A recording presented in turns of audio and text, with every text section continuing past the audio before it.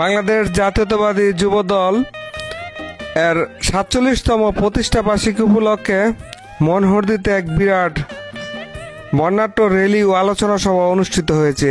এতে নেতৃত্ব দিয়েছেন জনাব আব্দুল কাদের ভূঁইয়া জুয়েল, মনোহরদী বেলাব সংসদীয় আসনের ধানের শীষের মনোনয়ন প্রত্যাশী। সবার আগে বাংলাদেশ, তারপর রয়েছে আব্দুল কাদের ভূঁইয়া জুয়েল এবং তার সমর্থক শুভানুদ্দীরা।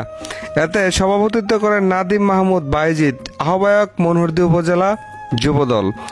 আরও উপস্থিত ছিলেন জহিরুল হক জুয়েল, সম্মানিত সদস্য মনোহরদী উপজেলা যুবদল ও যুগ্ম আহ্বায়ক নরসিংদী জেলা যুবদল। প্রতিটি ইউনিয়ন থেকেই দলে দলে লোকজন এই র্যালিতে ও আলোচনা সভায় যোগদান করে। কেউ যোগদান করে বাদ্যযন্ত্র সহকারে, এবং এখানে যে বৈচিত্র্য এবং বিচিত্রময় জিনিসটি দেখা গিয়েছিল সেটা হচ্ছে লাল রঙের একটি ছড়াছড়ি।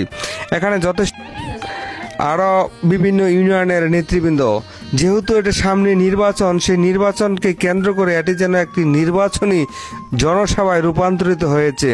মনোহরদী উপজেলা যুবদলের ইতিহাসে আজ ২৮শে অক্টোবর রোজ মঙ্গলবার সারাদিন ব্যাপী যেন এই যুবদলের প্রতিষ্ঠা বার্ষিকী উপলক্ষে ৩টি পর্যায়ে এখানে সমাবেশ ও র্যালি অনুষ্ঠিত হয়েছে। সকালবেলা যেই র্যালিটির সেই দৃশ্যটা আপনারা দেখতেছেন, লাল রঙে রঙ্গিত হয়ে গিয়েছিল মনোহরদী বাসস্ট্যান্ড থেকে মনোহরদী প্রধান যে রাস্তা।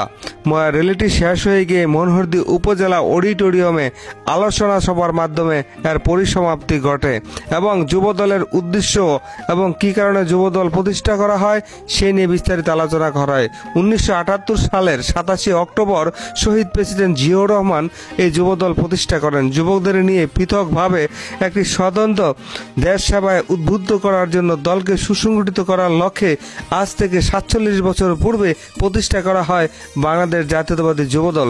ইসলামী মূল্যবোধ এবং বাংলাদেশি জাতীয়তাবাদে উদ্বুদ্ধ হয়ে এই বিভিন্ন আন্দোলন সংগ্রাম লড়াই এই যুবদলের গুরুত্বপূর্ণ অবদান পরিলক্ষিত হয়। আপনারা দেখতে পাচ্ছেন বিভিন্ন ইউনিয়নের তাদের নিজস্ব ব্যানারে নিজস্ব রঙে ঢঙে তারা এখানে এসেছিল।